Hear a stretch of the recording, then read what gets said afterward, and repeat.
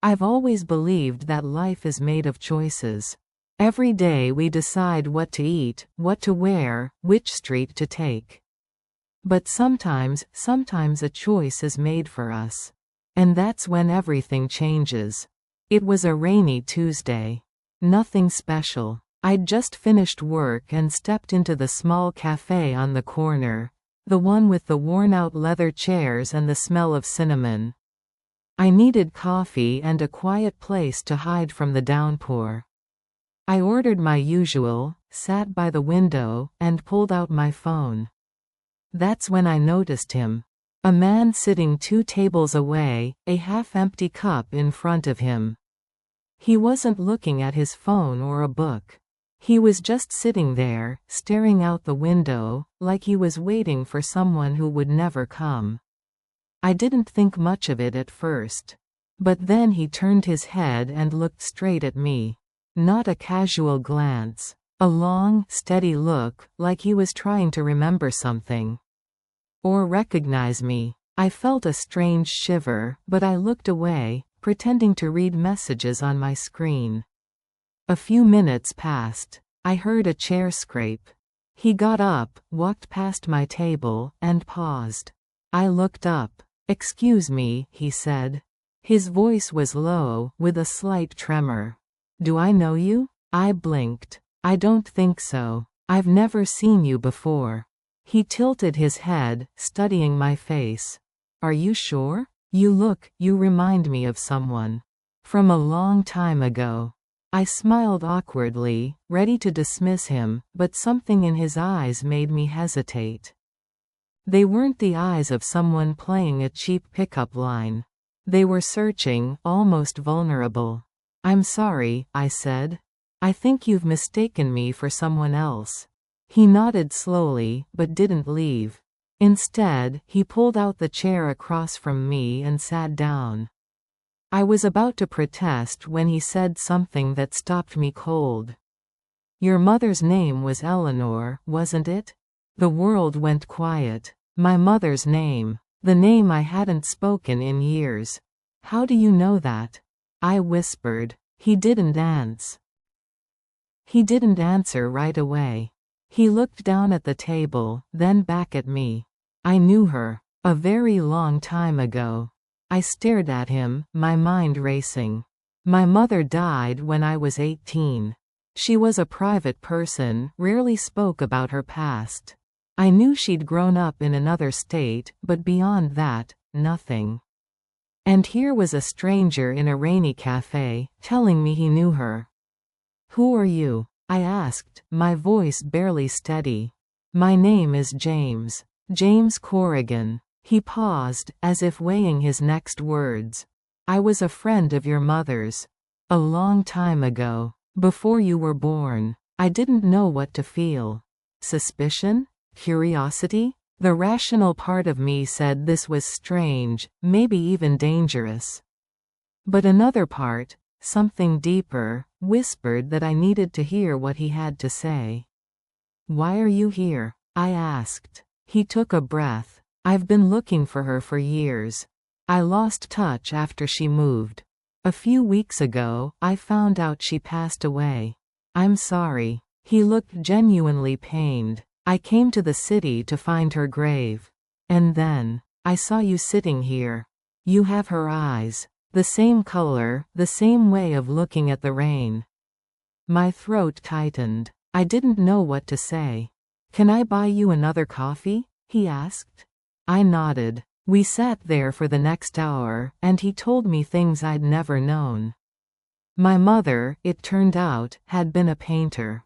Before I was born, she had a small studio in a town by the sea. James had been a student there, and they'd been friends. Close friends, he said, though I sensed there was more he wasn't telling me. He described her laugh, her habit of humming when she painted, the way she always wore a silver bracelet that I still had in a drawer at home. She was special, he said. But she had to leave.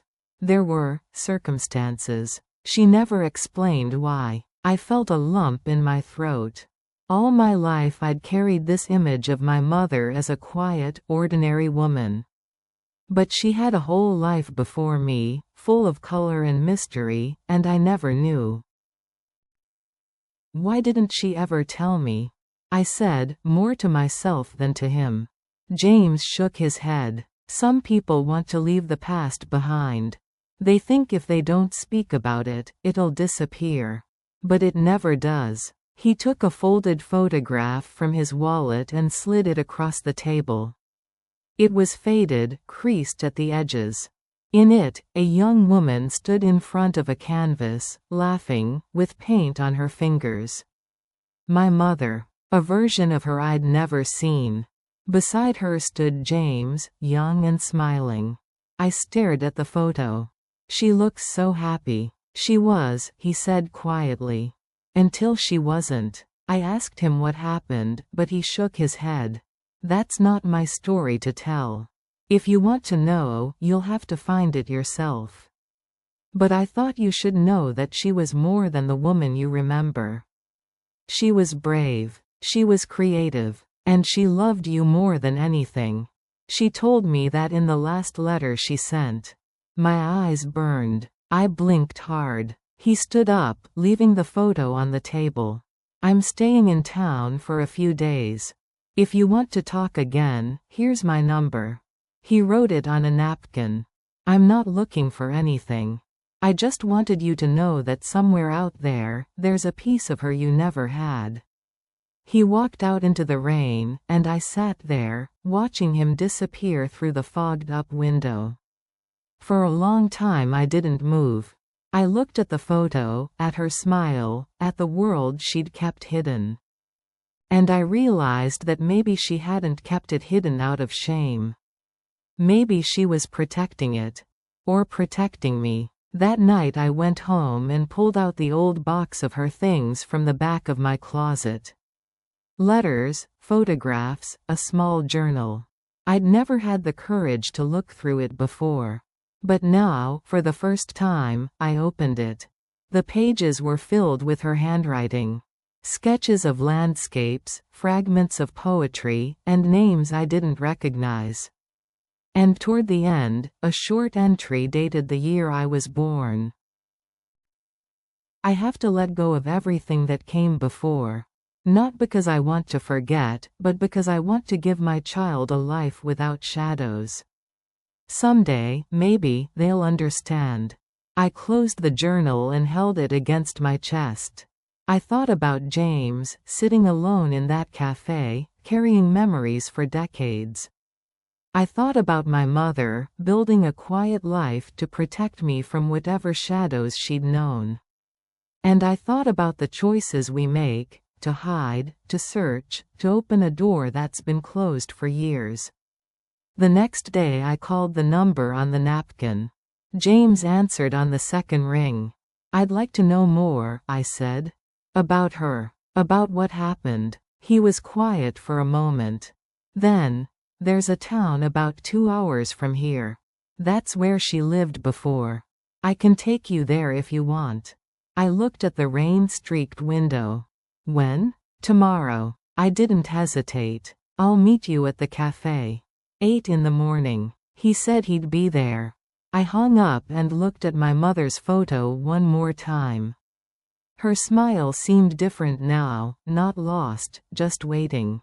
Waiting for someone to look closer. Sometimes a stranger isn't a stranger at all. Sometimes they're a bridge to a story you never knew was yours.